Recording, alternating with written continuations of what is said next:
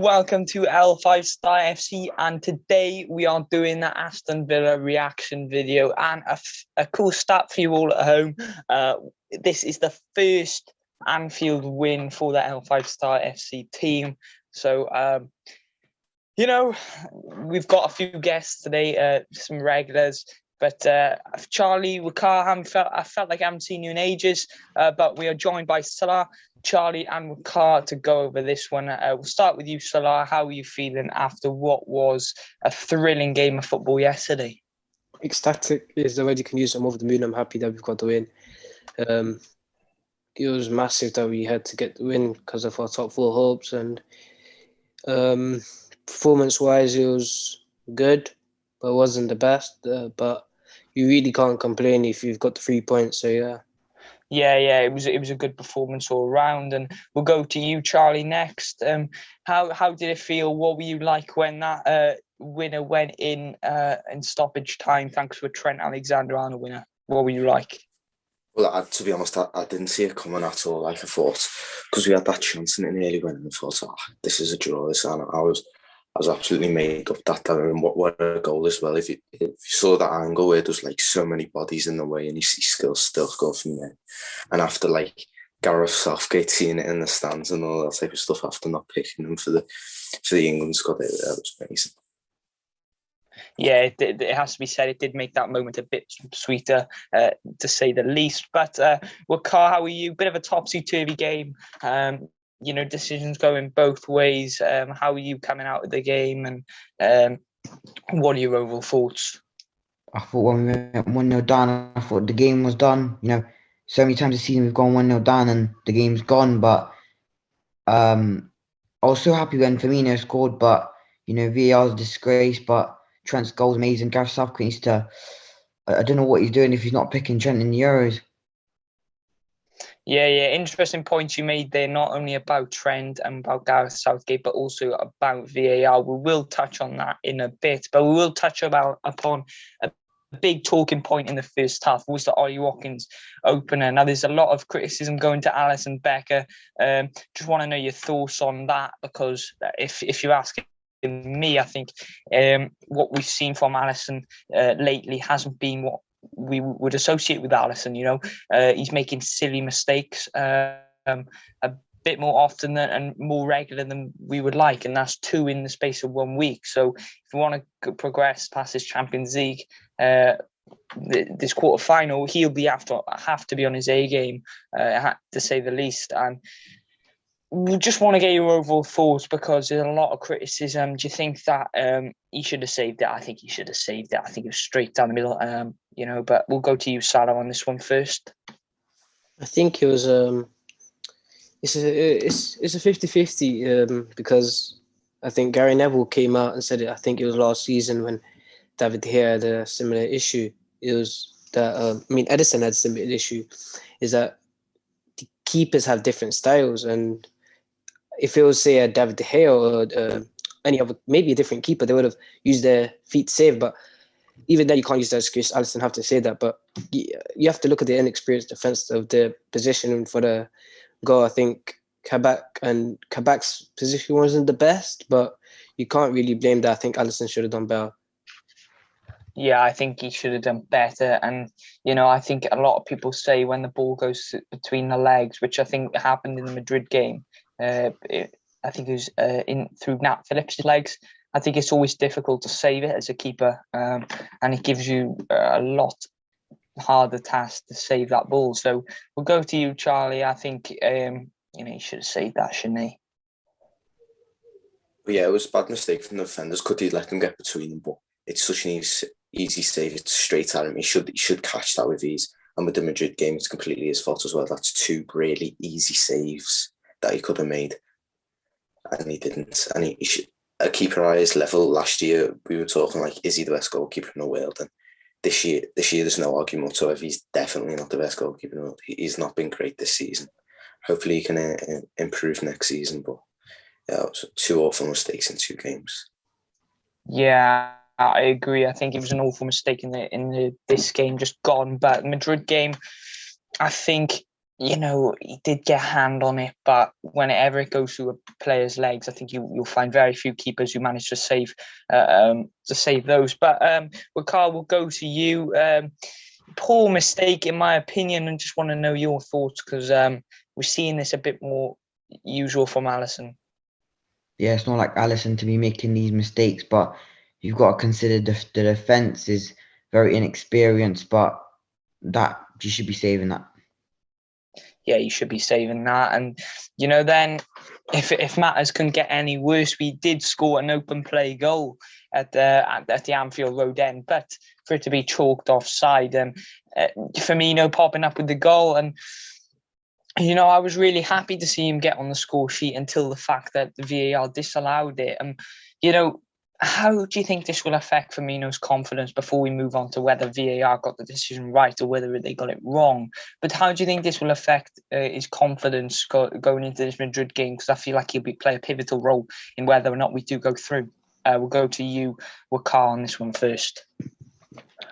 I think. Wait, could you repeat the question again? I wasn't listening. So Firmino obviously scored. Do you think that, regardless of whether VAR disallowed it or kept it, how do you think this will affect his confidence going into the Madrid game as he's a key role in that Liverpool team going into this game? I think he'll be buzzing that he scored, but disallowed. But I think he needs to. I think confidence will be boosted, but yeah. Yeah. Well, what about you, Salah? What do you think on this? I think you shouldn't let him affect him because he is absolutely amazing against Villa. But I don't know if anyone saw it when he scored. He just couldn't care less. I think he just swiped his arm because I think he maybe already knew that it was going to get chalked off. But I think from a confidence point of view, it will probably affect him on the goal side because the goal would have been good for his confidence. But I think, in my personal opinion, should have let that go to his head because he was absolutely brilliant.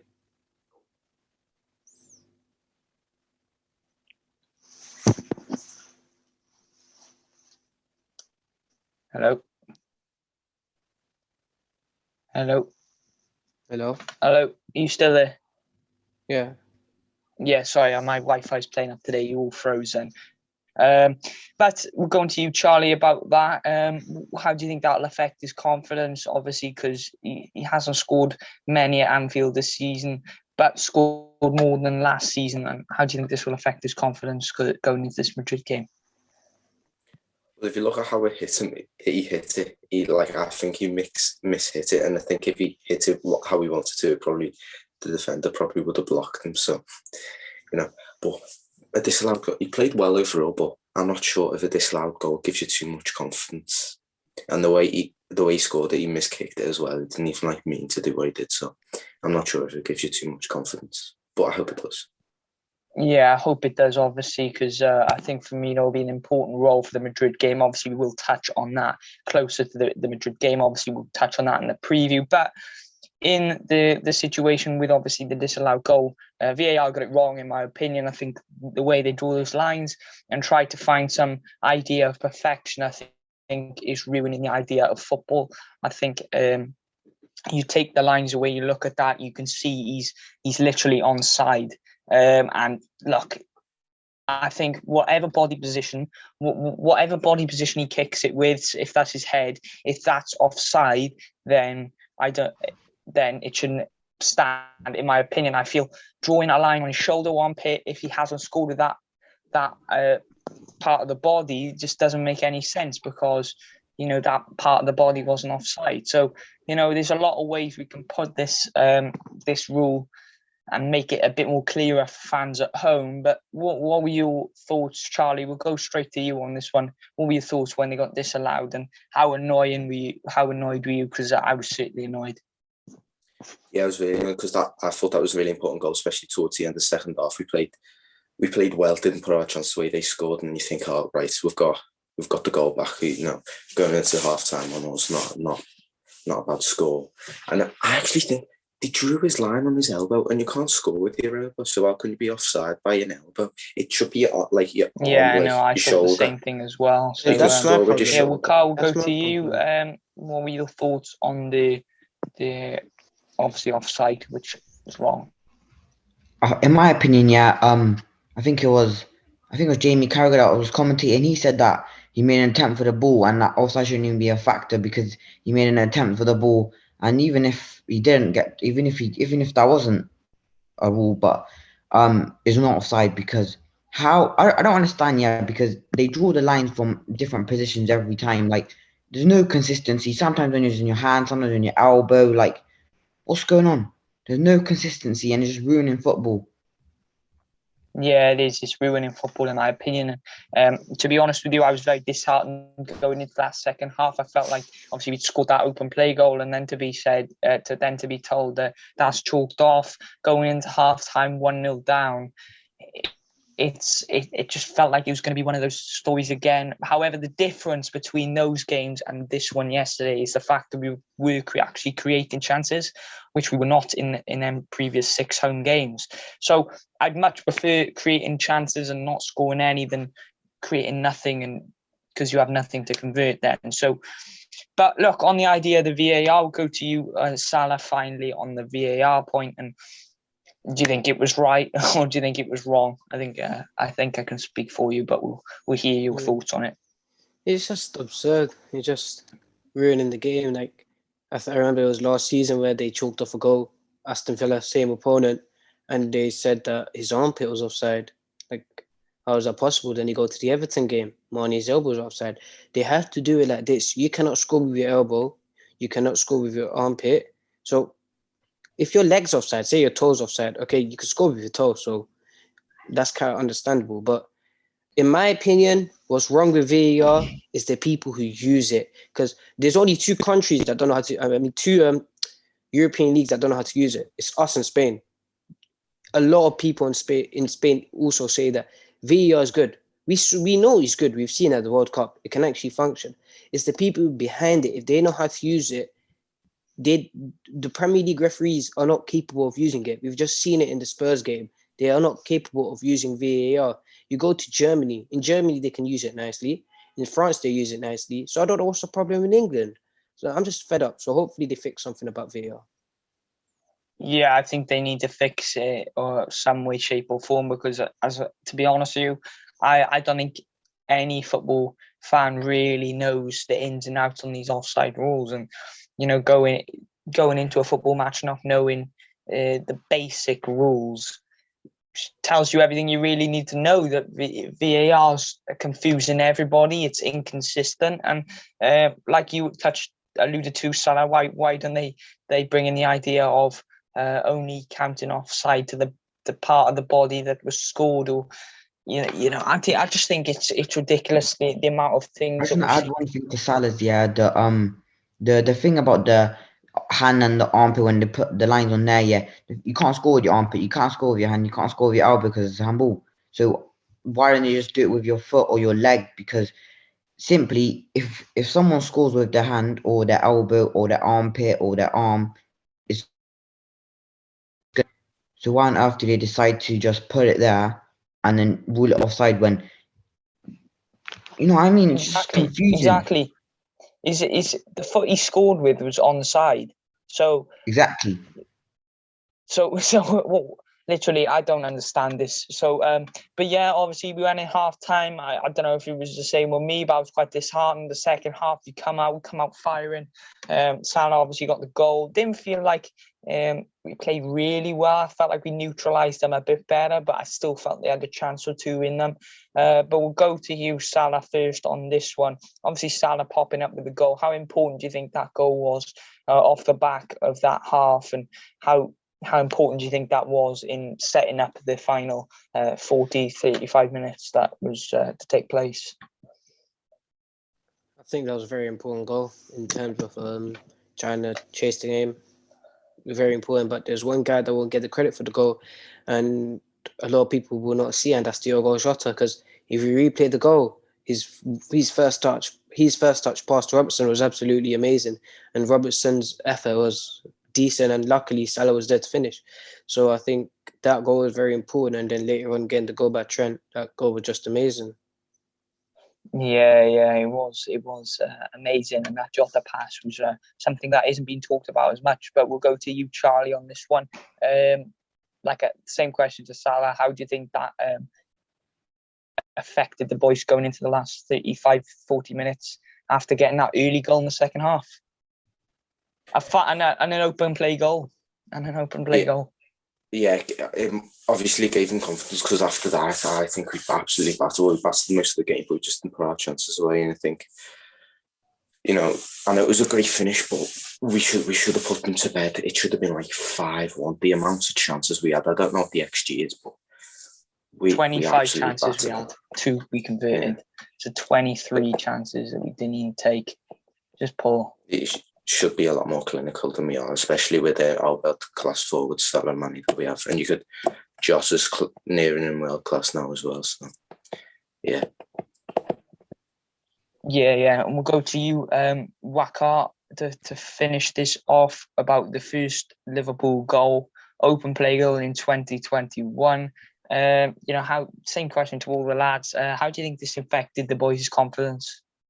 I think they were probably pretty confident they scored, but they were creating chances, and I think they all looked confident. Like no one looked like they were scared of like, what I mean by scared is like, if I give the ball away, this happens. You know what I mean? But I think, yeah. Yeah, it's fair enough. And it took some time. Klopp made a few substitutions, bringing on the likes of Thiago, Shaqiri to really add some composure and real attacking prowess in that last 10 or so minutes. Also brought on Mane, who didn't look as sharp, but was just stringing in a few passes. Obviously should have scored at the end. But Trent Alexander-Arnold, Gareth Southgate in the stands, cop end, stoppage time winner. Just shame the fans weren't in there, because that sounds that just shows an unbelievable scene. And how important do you think it was for Trent to make this statement especially with Southgate watching, Wakar? I think it was huge.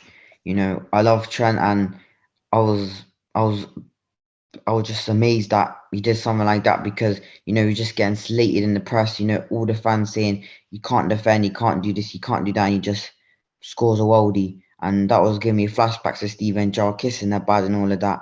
Amazing goal. I think he's lagged out. I'll just take over then. Yeah. Okay, then Charlie, what do you think then? In regards to the question, I don't even know the question myself. The question was Trent's goal. Yeah. What do you think about Trent Alexander-Arnold's goal? Haven't we done that? I don't even know. He's back his voice out, because that was a bit of a. What is happening with this fucking thing? I swear to fucking God. Right. I'll crack on with this. So, who was speaking at Wakar? Yeah, I was speaking. I said, I finished. I was like, waffling about Trent. Yeah. Oh, sorry about that, lads. But then we'll go to Salah. Same question. How do you think this, the statement that you put out to Gareth Southgate, obviously he was in the crowd, how important do you think that was? Where's all the Chelsea fans now? Where's all the Manchester United fans now? Your fullback don't do that shit. My fullback does. He's won trophies. He scores in the last minute. I don't see. But Wan-Bissaka tries to do a chop. Man goes flying. Reece James, he's the best fullback in the world. Well, guess what? This is Trent's worst season, and he still has more assists than Reece James. Trent has more goals and assists against Chelsea than Reece James has his whole entire career. Well, there's levels to this shit, man. Trent Alexander-Arnold, if he's not gone to the Euros, I'm telling you, Southgate has some serious problems in his head, and he needs to get replaced. Trent Alexander-Arnold is generational. What a player. Yeah, what a player, what a finish. If you've seen the angle where there was about 3 or 4 players just lined up at where he just curled the ball, just shows just the precision and the amount of pressure that was on him to just deliver at that stage of the game. And we'll go to you, Charlie. Same question to all the lads. How do you think that affected the mood around Gareth Southgate when he goes to pick the next England squad? Well, I think, like Klopp said in his interview, Trent has nothing to prove. Everyone who knows about football knows that Trent's world-class fullback. He hasn't had a great season this season, but the last 2 seasons, Champions League winner, Premier League winner, double digits in assists. I think there's no doubt on Trent's quality. It's just his form and getting back on form. You need to get him back on form to get your confidence back for the big game midweek, because it's a must win. Well, obviously it's a must win. We must get through. Yeah, we must get through that if we want any chance of going to the Champions League semi-final. But we'll go into some player ratings on what was a really good win in terms of the top four. Go for the goalkeeper. Obviously made the mistake. I'm going to go a 4. What are you lads going with? I'm going to start with Salah. I'm going to go with a 5, I think. Should be saving that, but 5's a fair rating for Alisson. Yeah, okay. Wicket? I'll give him a 4.5. Mistake, but pretty average the whole game. What about you, Charlie? What are you going for Alisson? I'll go 3. I think if he doesn't make that mistake, that game's so much easier. I think he made it tough for us. He had nothing else to do in that game. He made a few simple passes out, and he made it. He tried to fake shots at one of their players for no reason. He did it a few times as well. Yeah, he he did did it. Correct. I don't like him. I Doing know, it gives me heart attacks when he seems to do that. I love it when he does it. It's class. Yeah, I think he did it Ollie Watkins a few times, and then Trezeguet did it too as well. But yeah, we'll move on to that back four. Alexander-Arnold obviously popped up with the winning goal. I'm going to go 8.5. Robertson, I'm going to give, obviously popped up with an assist in the equaliser. I'll give us an 8. Kabak and Phillips, thought they were sound, obviously conceded, but I thought they were much more resolute than with that Real Madrid game in midweek. I'm going to give them a 7 each. Go to you, Salah, on the whole back four. What are you giving them? I'll give Trent a 9. Amazing. Kabak a 7. Good. Hopefully with time he develops and we get that buy option clause. Phillips was 7 when all of his aerial duels, fantastic. But two Liverpool fans don't jump on the hype train. Robertson was average, but he was making good runs down the wing, so I'd give him a 6.5. Yeah, fair ratings. It has to be said. We'll go to you, Wakar. What are your ratings for the back four? I'll give Robertson a 6, pretty average, but making good runs down the line. As Salah said, I'll give Kabak a 6, Nathaniel a 6, Trent gets a 9.5. Would have got a 10 if you whipped out the shift celebration, but you know. Yeah, fair enough. Charlie, what about you? What are you going for that back four? Yeah, I'd agree on a 6 with Robertson. I'd probably go with like an 8 for Trent, and the two centre backs I'd have to go with like a 4.5. It was partly their mistake for the goal. They weren't actually that good out from the back. Like, I know they're not expected to play off from, well, they are expected to play off from the back from Klopp, and they need to improve on that aspect of the game. Otherwise, you can't be playing for Liverpool if you can't play off from the back. Yeah, I couldn't agree more. I think when you face Real Madrid on Wednesday, you're going to have to play out from the back because they tried doing that on last week and it did not work at all. And for that first half hour in particular was absolutely shocking to watch. But in the midfield, we'll go on to Wijnaldum, who started the game, Fabinho and Milner. What would you give? So I'm going to start Milner. I'm going to give, I felt mixed bag. I'm going to give a 6.5. Fabinho, much more better from Fabinho. I'm going to give a 7.5. And from Wijnaldum, didn't really see him again. I don't know if it was the same with you guys, but give him a 6. We'll go with you first, Salah. What were your ratings for that midfield? I think Fabinho is good, doing what he does. Dyson, so I'd give him a 6.5. It's good. Milner, he started off the game good, but I think last stage he was crumbling a bit. But I'd give him a 6, and then again Wijnaldum. I seriously sometimes maybe good, sometimes maybe shit. Honestly, he was killing. I don't know if you've seen a video of it, but he goes and he has Salah there. He's just dangling with the ball. I'm Gino Wijnaldum and I'm dribbling. I'm the best number 5, whatever he is. I don't know. Then he passes it back. Like, come on, you have an option there. Like, seriously, this team, he's moving on. And I love Gino Wijnaldum for all the things he did, the Middlesbrough goal and all that. But I think his time is going now because he's killing a lot of our attacks, and those attacks could do something in big games. Say if we go to Real Madrid next week, if he keeps on doing that, then we just have no hope. But hopefully he doesn't do that against Madrid on Wednesday. But I'll give him a 5.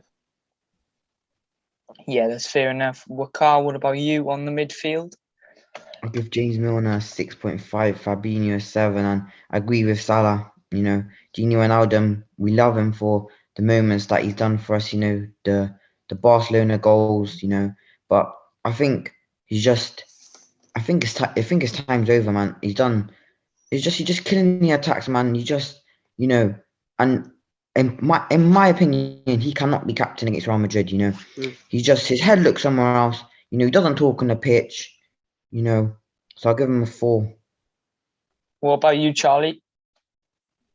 Well, I agree a bit on mine, Adam, but I think you're being a bit too harsh, to be honest, because I think he's a safe pair of hands, and I think I'm critical of Thiago for the exactly the same thing, slowing the play down when Adam did slow the play down massively. But if you look at what he's done for us, I can forgive him. But yeah, I'd probably say 5, Milner 6, decent, nothing special.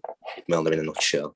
Fabinho 7. I thought he was amazing, protecting the back, the centre backs who were well, not awful, but not great. Yeah, I think the idea of Gini Wijnaldum, I think he's a cult hero in some of the goals he popped up in.